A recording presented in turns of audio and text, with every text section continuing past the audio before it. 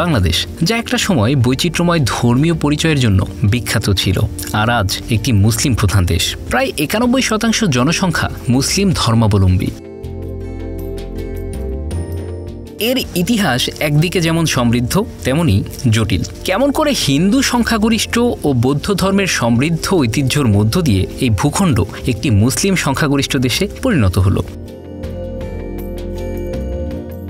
বাংলাদেশের ইতিহাস শুরু হয় হিন্দু ও বৌদ্ধ শাসনামলের মাধ্যমে। পাল রাজবংশের সময় ৭৫০ থেকে ১২০০ খ্রিস্টাব্দ পর্যন্ত বৌদ্ধ ধর্ম এই অঞ্চলের প্রধান ধর্ম ছিল। এর আগে গুপ্ত সাম্রাজ্যের অধীনে হিন্দু ধর্মেরও ব্যাপক প্রভাব ছিল।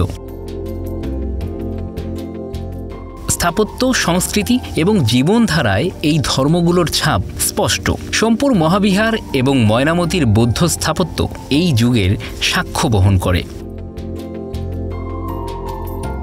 বাংলাদেশে ইসলামের আগমন ঘটে ৮ম থেকে দ্বাদশ শতাব্দীর মধ্যে আরব ব্যবসায়ীদের মাধ্যমে। তবে রাজনৈতিক প্রভাব শুরু হয় ত্রয়োদশ শতাব্দীতে দিল্লি সালতানাতের শাসকদের মাধ্যমে।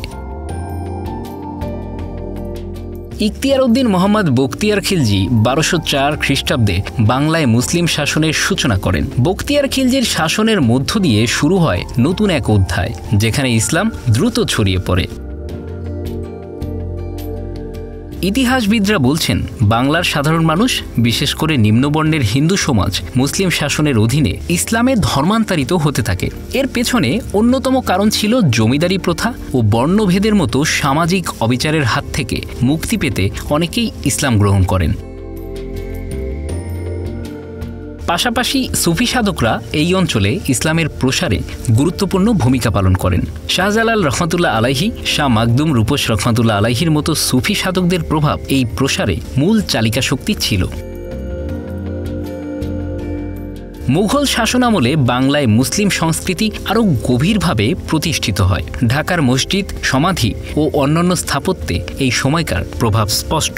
এই সময় কৃষি ও অর্থনৈতিক ক্ষেত্রেও মুসলমানদের অবস্থান শক্তিশালী হয়। তবে উল্লেখযোগ্য বিষয়, বাংলার সামাজিক কাঠামো তখনও বহুমাত্রিক ছিল। ব্রিটিশ উপনিবেশিক শাসনকাল ধর্মীয় বিভাজনের নতুন অধ্যায় রচনা করে। ১৯০৫ সালের বঙ্গভঙ্গ এবং পরবর্তী সময়ে মুসলিম লীগ প্রতিষ্ঠা, বিশেষ করে ১৯৪৭ সালে পাকিস্তানের জন্ম, বাংলায় মুসলিম সংখ্যাগরিষ্ঠ ভিত্তি আরও সুসংহত করে। পূর্ব বাংলা, যা পরবর্তীতে পূর্ব পাকিস্তান হয়ে ওঠে, মুসলিম সংখ্যাগরিষ্ঠ অঞ্চল হিসেবে স্বীকৃত হয়। ১৯৭১ সালের মুক্তিযুদ্ধের মাধ্যমে স্বাধীন বাংলাদেশের জন্ম হলেও এর জনসংখ্যার বৃহৎ অংশ মুসলিমই রয়ে যায়। হিন্দু ও অন্যান্য ধর্মের মানুষদের অনেকেই দেশত্যাগ করেন বা সংখ্যালঘু হয়ে পড়েন। তবে বাংলাদেশ একটি ধর্মনিরপেক্ষ রাষ্ট্র হিসেবে আত্মপ্রকাশ করলেও এ অঞ্চলের মুসলিম সংস্কৃতি এবং ঐতিহ্যর মূল ভিত্তি অটুট থাকে। Bangla affairs news desk.